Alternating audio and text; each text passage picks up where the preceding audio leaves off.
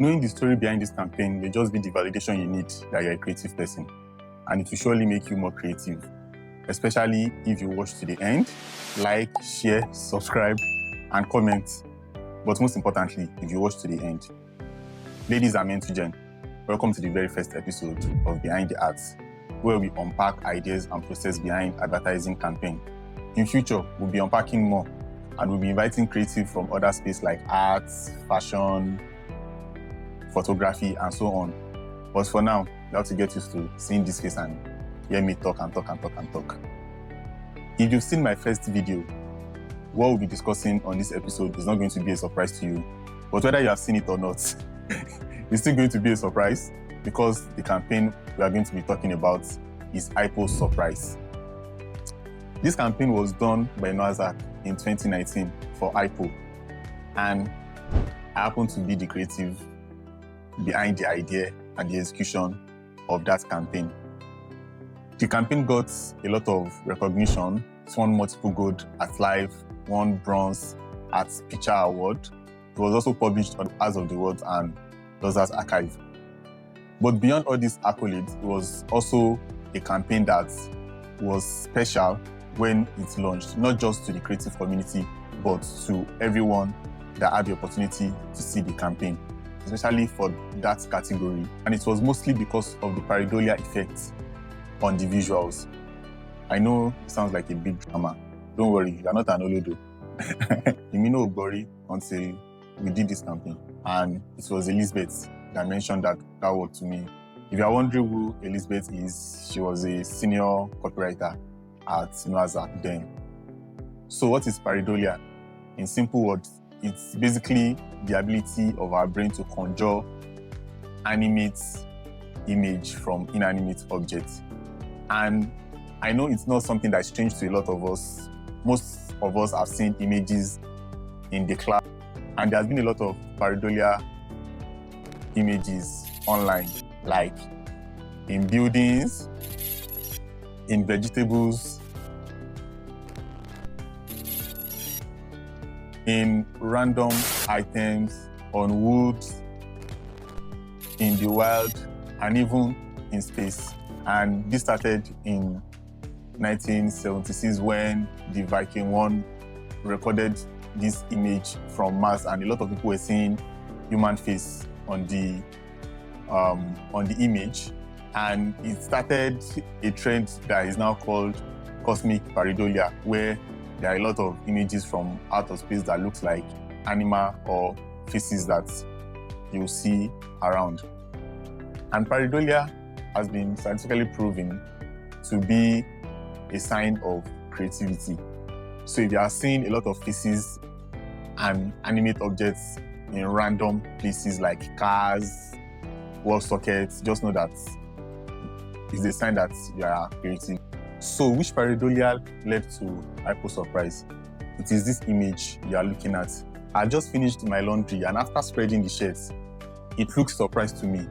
There was a print of lion in front of it, and of course, after spreading it, the two eye and the neck space of the shirt made it look like it was surprised. Then I started thinking, why would a shirt look surprised after being washed? Then I came to the conclusion that the shirt was not expecting to be that clean after I finished washing it. Trust me, I'm not crazy. And luckily for me, I was working on Hypo at Noazak. It was one of the brand I was working on. And I started thinking, this would be a good idea for Hypo. But there's a problem. The reason why this pareidolia was possible is because of the print in front of it. And Hypo is just for white alone. So I couldn't use any image or color to get the pareidolia effect. So I started looking at all the shirts and like different wears I had at home and just putting them in different positions, and like started doing sketches to see how I can discover pareidolia without having any printed image. And after many sketches and placements of different garments, I was able to like find ways of achieving that. So the next challenge is, how am I going to execute this? For some reason, immediately I got the idea, I wasn't going to use photography. I just felt 3D was going to give me the ability to manipulate and get the exact results I was looking for, even though I know that this was achievable with photography. But the other problem is I don't do 3D. At least as at then, I don't do 3D. But we had a 3D artist in the house then, and I remember disturbing Mai severally, like, he should assist me with executing the campaign. But even with the sketch that I did, I feel like it wasn't something everybody could see easily. I was the only one seeing that image. But luckily for me, I think few months after this experience, NASDAQ enrolled me into an 8 days 3D modeling training. So I was able to get the basic that I need for 3D, and I decided to do the execution myself. So what were the things I considered while executing it?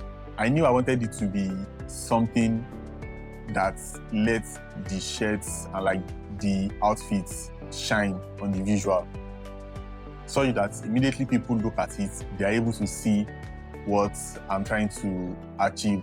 And I wanted it to be colorful still. So what I did was to have a colorful background that contrasts the white fabric in front of it. And I intend to make it as natural as possible. So I was using the normal wire that people will use for spreading. I was using the one that has that twill, just making it look like it would look in real life. So it's basically you spreading your white shirt against a colorful background, or basically against a painted wall. And then it was time for me to think of the copy, because I was going to do this all through, especially because I've shared it with a lot of people and they didn't see what I was seeing. So I felt I just need to like go in all the way to the end, and when people see the final results, they'll be able to like appreciate it. And I had a lot of time on my hand because it wasn't a brief, there was no deadline, so I had the room to like think and process it properly. So after several thoughts, I arrived at the copy even your white won't believe it, which is literally Hypo bragging that the way I'm going to make your shirt white, or even your white no go believe am say if you white like that. So because I concluded on that copy, I decided to make Hypo Bleach the character. So because Hypo Bleach is the one talking, I decided to use a speech bubble. It's Hypo that is actually saying this. I want it to look like a pop colorful art. So I had my colored background wall, the shirts at the top, then I have Hypo popping out just down there. So when you look at the visual, it's something that you're able to take in. There's a lot of space for you to appreciate the shirt you are looking at, and then see Hypo down there and read the copy, and everything just come together beautifully. So basically that is how Hypo Surprise came to be. And this is not the first case of Pareidolia. A lot of brands have explored Pareidolia in their campaign. I think Jeep is a brand that explores it a lot. And there's this shoe campaign and like this other campaign that explore Pareidolia. And it is not limited to just advertising. There are a lot of artists that have also explored Pareidolia in their artwork. One of them is Professor Abayomi Baba here in Nigeria. You can see faces of like human faces, human figure, and even sometimes animal figures in space, like the bush and the likes. A lot of surrealists actually explore Pareidolia, Salvador Dali, Oleg, and even Leonardo da Vinci. Like in this process, we just splash a paint or something and then start developing images from that splash. So it is a common creative technique, like an exploration for a lot of creative people.